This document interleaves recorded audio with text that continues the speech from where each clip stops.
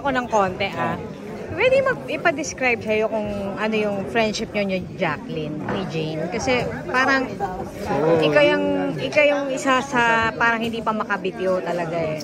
Oo, actually siguro. Yun, tama yung pagkakasabi mo. Para sa akin, ang hirap pang makamove on. Kasi parang bago siya nawala, meron pa akong pinaplano na magkakasama-sama kami nila Kuya Ed. And then like yung grupo. So parang all of a sudden biglang nawala na lang. Kaya kumbaga sobrang bigat saka sobrang sakit. And then like parang nung nakita ko sila, halos buo na sila dun sa probinsya. No? So in a way parang pinagdasal ko rin na sana magkasama-sama kami. And then wala eh. Kumbaga nangyari yung hindi inaasahan.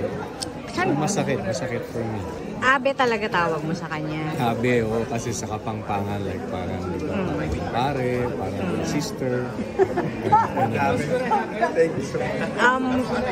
Paano ka nag-move on ngayon na wala na yung kaibigan mo? Ngayon, kumbaga,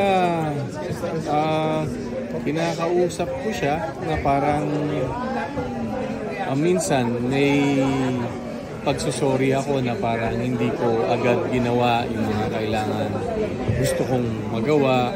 And then yung huli namin na parang nasabi niya kay Ivy before na nung naka-lock-in kami parang hindi ko siya ini-invite. Pero kasi matampuhin yun eh. Oo, boy group kasi siya.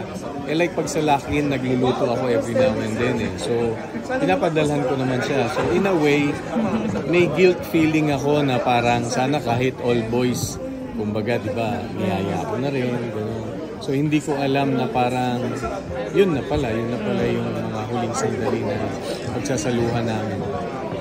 Paano mo nalaman? Kay Ivy, nakita niya dun sa social media.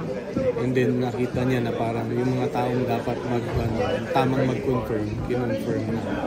Sino naman tinawag kasi Kuya Ed? Hindi ako makapaniwala ng time na yun eh. Kasi parang hating gabi yata or madaling araw.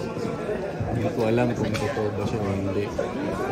And then nung parang na-confirm naman, yun nga, parang masakit, parang kumbaga sinaksa ka sa puso. Para kayong magkakapatid kasi, di ba? Oo. Saka kasi like nung magmula nung umpisa, para ko siyang ate-ate.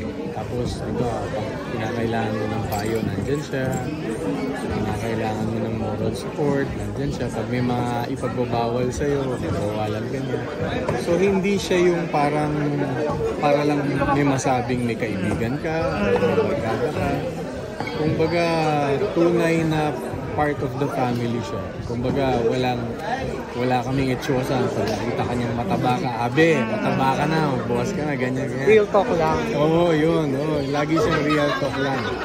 May one time pa na birthday niya, kumbaga hindi pa kami ni Ivy, may sinama akong chicks. Abe, ilang taon na yan? Sabi ko, 14, 15 yata. Iuwi mo yan. Sabi ko, uwi mo yan. Pagka uwi mo, balik ka na dito sa birthday ko. So yung mga ganong instances na kumbaga, hindi mo talaga siya makakalimutan.